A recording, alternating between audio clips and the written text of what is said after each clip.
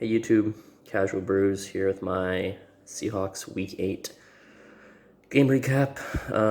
Seahawks win at home 31-7 over Jacksonville. Yeah, I mean, it's good to get back in the win column. Albeit against you take them or the Texans, the worst team in the NFL. Miami, throw them in there too. But still, they did what they should against a bad team. The Seahawks in recent years have kind of played down a little bit to their competition sometimes. Whereas, the Legion of Boom era Seahawks had no problem blowing out teams like back when Arizona was really bad. Buffalo, remember that one Buffalo game in Toronto, they won like 50 to something. I don't know. But yeah, it was good to see Seahawks take care of business. Obviously at 2-5, they weren't really expected to. Maybe they were only 3-point favorites in this game. Which was crazy, but what have they shown you with Geno Smith the first two games to really, other than their defense coming around? What did they show you in the last two games to really give them any more of a favorite than that? So it was good to see. Game started off really well. Defense looked good against the gate. Jaguars didn't do themselves any favors. A lot of penalties, a lot of poor play calling, I thought, the Jaguar side of things, but obviously their running back went out, which helped the Seahawks cause. But yeah, overall pretty good effort. Geno came out of the gate firing, looked really good, and it seemed like night and day. Granted, against a much worse defense than the Saints and the Steelers, but it just seemed like there was a focus on obviously getting DK and Lockett involved, even if it's not trying to devise these long routes for them. Just get them the ball. They're two of the better receivers in the league. Just get them the ball however you can. Try to get Everett a little bit involved, though he had that one, I think there was that one play in the end zone where he just didn't run the route, and that didn't look good, will admit. But yeah, so you got the good players involved. The run-pass balance is pretty good. The last few drives got a little bit conservative and whatever, but that happens to every team when they got a big lead, so I won't put too much stock into that. But yeah, overall, really good game plan offensively.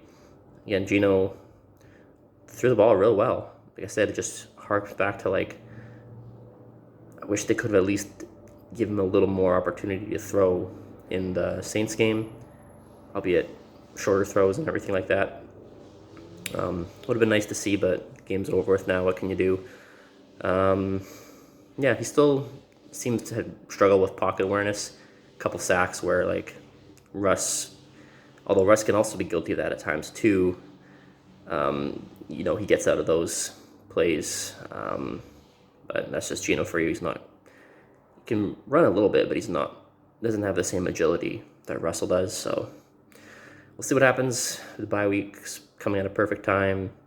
Maybe Russ plays against Green Bay. Hopefully he does.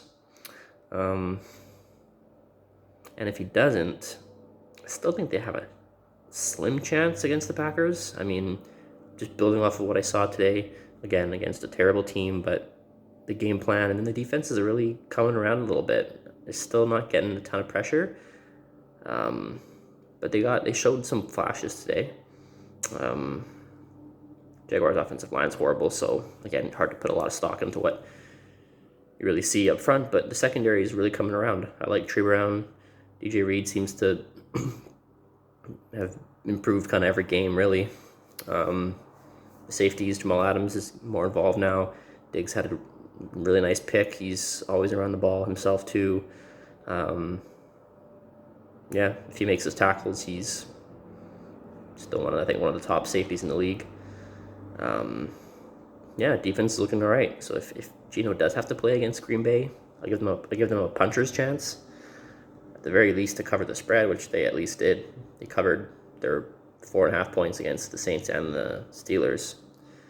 I give them a fair shot. And if Russ comes back, I don't know. It'll be an interesting game.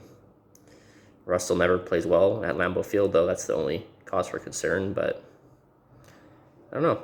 3-5, not totally dead yet. It would take a miraculous run to get back into it, but I still think maybe 10-7 could get you a wild card, the last wild card spot. So that's what, they're 3-5 right now. That means it's going 7-2 down the stretch. Again, pretty tall task considering they obviously still have to play Cardinals twice. Jesus. Rams once more, and then the Niners. So